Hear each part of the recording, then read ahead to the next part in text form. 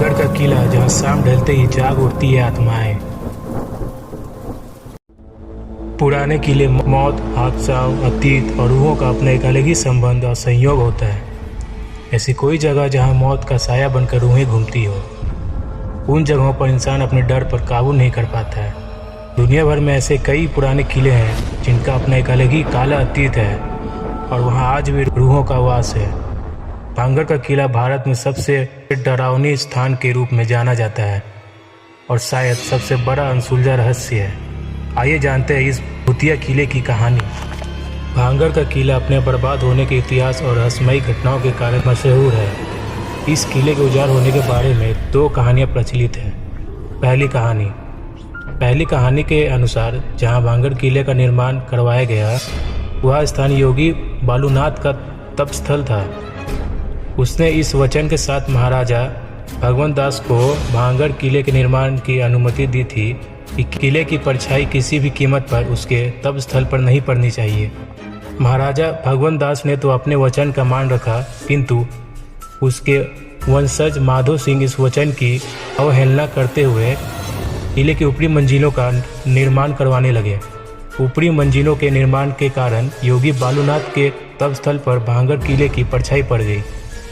ऐसा होने पर योगी बालूनाथ ने क्रोधित होकर श्राप दे दिया, यह किला आबाद नहीं रहेगा। उनके श्राप के कारण यह किला उजाड़ हो गया। दूसरी कहानी कहते हैं कि भांगड़ की राजकुमारी रत्नावती बेहद खूबसूरत थी। उस समय उनके रूप की चर्चा पूरे राज्य में थी और साथ ही साथ देश के कोने कोने के राजकुमार उनसे विवाह करने के इच्छुक थे। उस समय उनकी उम्र महज 18 वर्ष ही थी और उनका यौवन उनके रूप में और निखार ला चुका था। एक दिन वह अपने साथियों के साथ इत्र की दुकान पर गई। वो इत्रों को हाथों में लेकर उसकी खुशबू ले रही थी। उसी समय उस दुकान से कुछ ही दूरी एक सिंधु सेवड़ा नाम का व्यक्ति खड़ा होकर उन्हें बहुत ही गौर से देख रहा था। सिंधु सेवड़ा उसी राज्य में रहता था और वो काले जादू का महारथी था। कहते हैं वह राजकुमारी को पागलों की तरह मन ही मन में प्रेम करने लगा था। वो हर हालत में राजकुमारी को पाना चाहता था, इसलिए उसने उस दुकान के पास आकर एक इत्र के बोतल जिसे रानी पसंद कर रही थी, उसने उस बोतल पर काला जादू कर दिया जो राजकुमारी के वशीकरण के लिए किया था।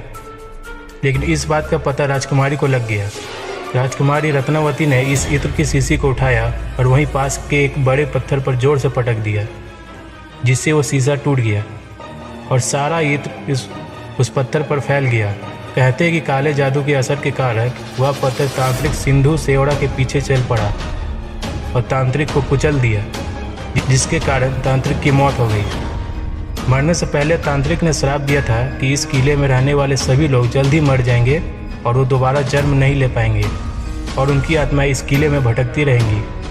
कहा जाता है कि तांत्रिक के मृत्यु के कुछ समय के बाद ही भांगड़ और अजबगढ़ के बीच लड़ाई हुई।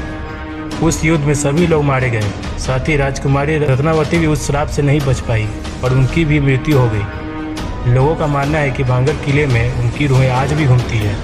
लोगों की माने तो इस किले में रात में किसी के रोने और चिल्लाने की तेज आवाज़ें आती है। कई बार यहाँ एक साय को भी भटकते हुए देखने की बात कही गई है। इन बातों में कितनी सच्चाई है ये तो कोई नहीं जानता। रहस्यमयी घटनाओं के कारण पुरातत्व विभाग द्वारा भांगड़ किले को भूतहा घोषित कर दिया गया। किले के प्रवेश द्वार पर उनके द्वारा बोर्ड लगाया गया है, जिसके अनुसार सूर्योदय से पहले और सूर्यास्त के उपरांत किले में प्रवेश वर्जित है। अब इन सारे बातों पर आपको विश्वास करना है या नहीं करना, वो तो आपके ऊपर है। वीडियो अच्छी लगे तो like, share and subscribe. Thank you.